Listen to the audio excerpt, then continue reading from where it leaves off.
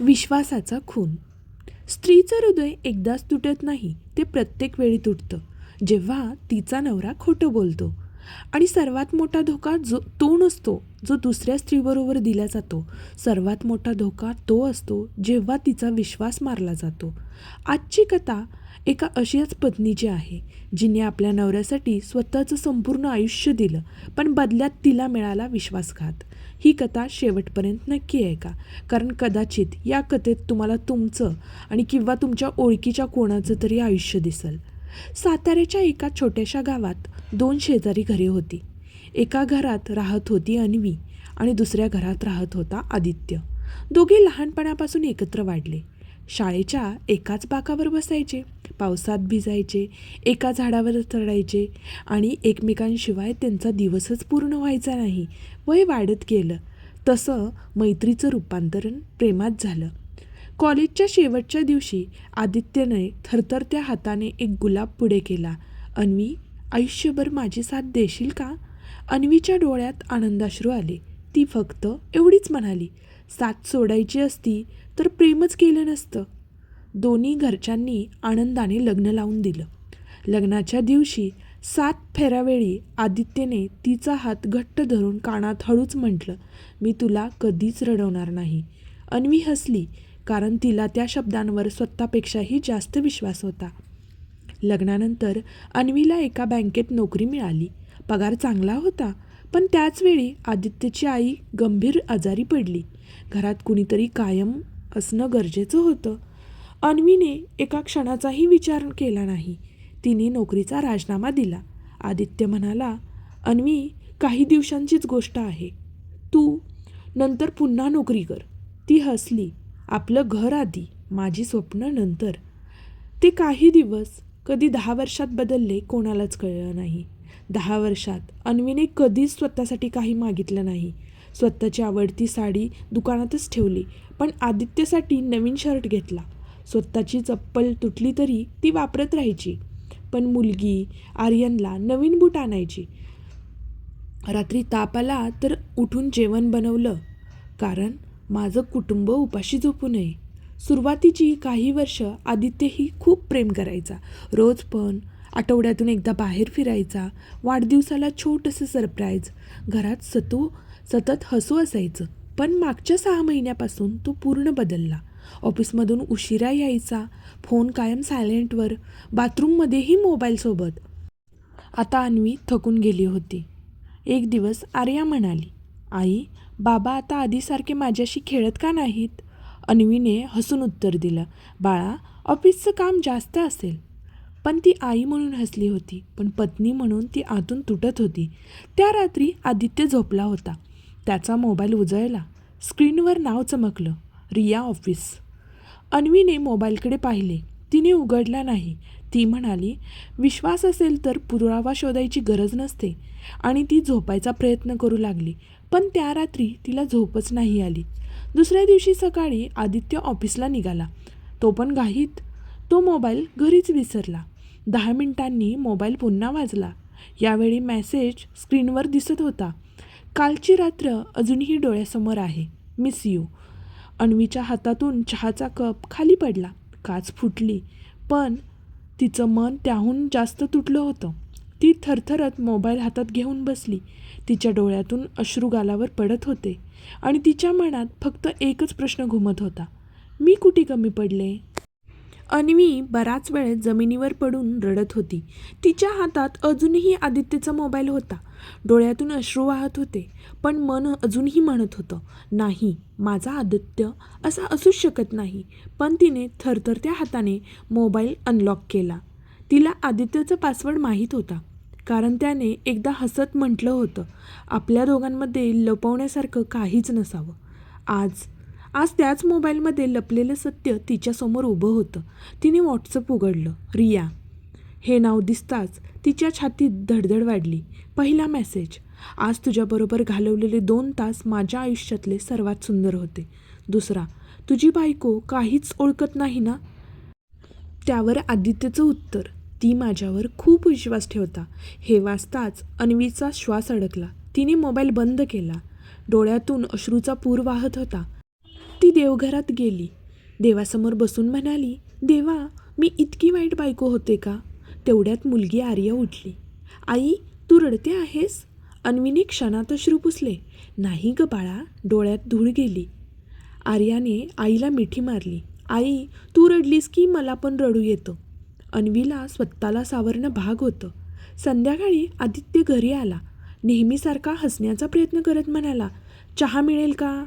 अन्वीने शांतपणे चहा ठेवला. एकही प्रश्न नाही, एकही तक्रार नाही.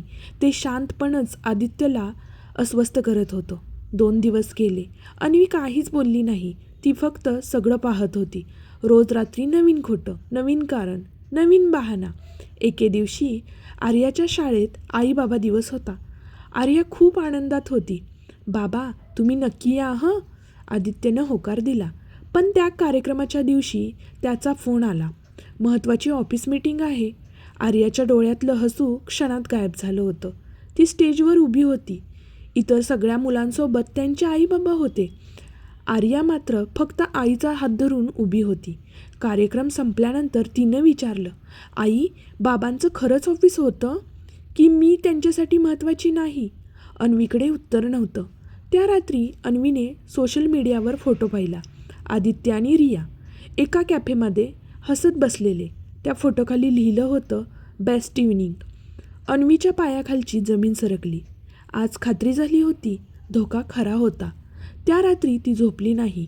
पहाटे तिने एक पत्र लिहायला सुरुवात केली. आदित्य, आज मी तुला प्रश्न विचारणार नाही, कारण उत्तर माझ्याकडे आधीच आहे. मी फक्त एवढंच विचारते, मी कमी कुठे पडले? मी माझी नोकरी सोडली, माझी स्वप्न सोडली, माझं माहेर सोडलं.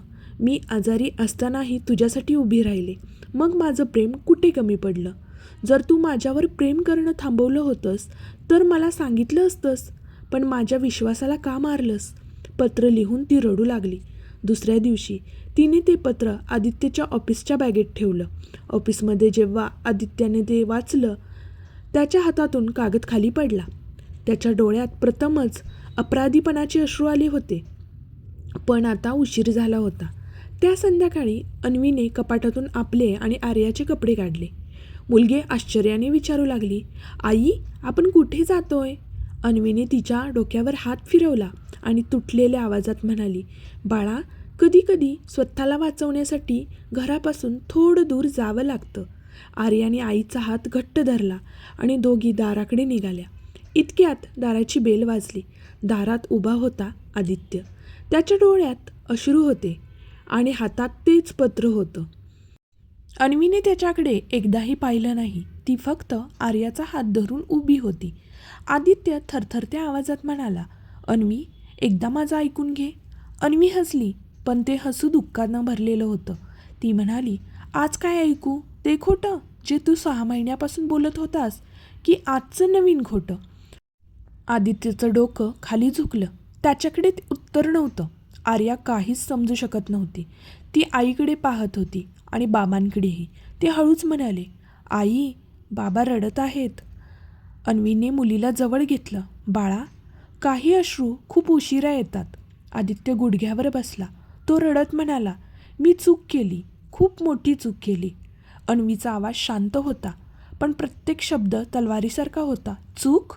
चूक म्हणजे चहात साखर जास्त पडणं असतं. विश्वासघाताला चूक म्हणत नाहीत. आदित्यनं कबूल केलं. रिया ऑफिसमध्ये नवीन आली होती. सुरुवातीला फक्त गप्पा, त्या पण कामाच्या. मग मैत्री, नंतर रोज फोन, रोज मेसेज. आणि त्याने स्वतःच्या आपल्या संसारापासून अंतर निर्माण केलं. तो म्हणाला, अन्वी, मला कधी कळलंच नाही ग, की मी किती दूर जात आहे. अन्वीच्या डोळ्यात पाणी आलं. ती म्हणाली, तुला माहीत आहे, तू दुसऱ्या स्त्रीवर प्रेम केलंस म्हणून मला इतकं दुःख नाही झालं. पण तू माझ्याकडे पाहून रोज खोटं बोललास. त्याने माझा आत्माच तुटला. घरात काही क्षण शांतता पसरली. तेवढ्यात आर्या धावत जाऊन दोघांचे हात एकत्र धरते. ती रडत म्हणते, आई, बाबा, मला पुन्हा आधीसारखं घर हवं आहे. तुम्ही दोघे भांडू नका. ते शब्द ऐकून आदित्य जोरात रडू लागला. दुसऱ्या दिवशी अन्वी आर्याला घेऊन माहेरी निघून गेली. जाताना तिने फक्त एकच वाक्य म्हटलं, मी तुला सोडून जात नाही, मी स्वतःला शोधायला जाते. काही महिने गेले. आदित्य एकटाच त्या घरात राहू लागला. पहिल्यांदा त्याला कळलं, रिकामं घर किती मोठ्याने रडतं. स्वयंपाक करता येत नव्हता, मुलीचं हसू नव्हतं, अन्वीचा आवाज नव्हता, भिंतीही शांत झाल्या होत्या. एक दिवस आर्याच्या शाळेत माझा हिरो या विषयावर भाषण स्पर्धा होती. आदित्य गेला. त्याला वाटलं माझी मुलगी माझ्याबद्दल बोलेल. आर्या स्टेजवर गेली आणि म्हणाली, माझे हिरो आधी माझे बाबा होते, कारण ते मला रोज हसवायचे. पण आता माझी हिरो माझी आई आहे, कारण ती स्वतः रडते आणि तरी मला हसवते. संपूर्ण सभागृह शांत झालं. आदितीच्या डोळ्यातून अश्रू वाहू लागले. त्या दिवशी त्याला समजलं, आपण फक्त पत्नीच नाही तर मुलीचाही विश्वास गमावला आहे. त्या दिवसानंतर त्याने रियाशी कायमचे संबंध तोडले. दुसऱ्या शहरात बदली घेतली. समुपदेशन सुरू केलं. दारूला हात लावला नाही. प्रत्येक महिन्यात मुलीसाठी पत्र लिहिलं. अन्वीची माफीची पत्र लिहिली, पण कधीही तिच्यावर परत येण्यासाठी दबाव टाकला नाही. संपूर्ण वर्ष गेलं. एक दिवस आर्याचा वाढदिवस होता. अन्वी मुलीला घेऊन आली. आदित्यने दार उघडलं. दोघे एकमेकांसोबत उभे होते. खूप काही बोलायचं होतं, पण शब्द नव्हते. केक कापल्यानंतर आर्या म्हणाली, आई, बाबा, माझी एकच इच्छा आहे, तुम्ही पुन्हा मित्र व्हा. अन्वीने आदित्यकडे पाहिले. ती म्हणाली, मी तुझी चूक विसरले नाही आणि कदाचित कधी विसरणारही नाही. पण गेल्या 1 वर्षात तू बोलून नाही तर तुझ्या वागण्यातून बदल दाखवलास. म्हणून आज मी तुला माफ करत नाही, पण तुला पुन्हा संधी देते. आदित्यच्या डोळ्यात अश्रू होते. तो म्हणाला, यावेळी मी तुझं प्रेम नाही मागत, मी पुन्हा तुझा विश्वास कमवेन. काही महिन्यांनी दोघांनी नव्याने संसार सुरू केला. यावेळी त्यांच्या नात्याचा पाया प्रेम नव्हता, तर सत्य, प्रामाणिकपणा आणि विश्वास होता. आदित्य रोज सकाळी बाहेर पडताना अन्वीच्या डोळ्यात पाहून म्हणायचा, धन्यवाद मला दुसरी संधी दिल्याबद्दल.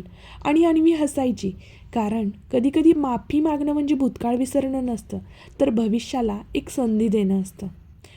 विश्वास तुटायला एक क्षण पुरेसा असतो, पण तो पुन्हा कमवायला अनेक महिने, कधीकधी अनेक वर्ष लागतात. प्रेम टिकवायचं असेल तर नात्यातील सर्वात मोठी गुंतवणूक ही वेळ, प्रामाणिकपणा आणि विश्वासाची असते. आजची ही कथा तुम्हाला आवडली असल्यास आपल्या चॅनलला सबस्क्राईब करायला विसरू नका. भेटूया पुढच्या व्हिडिओमध्ये अशीच एक छानशी कथा घेऊन. धन्यवाद.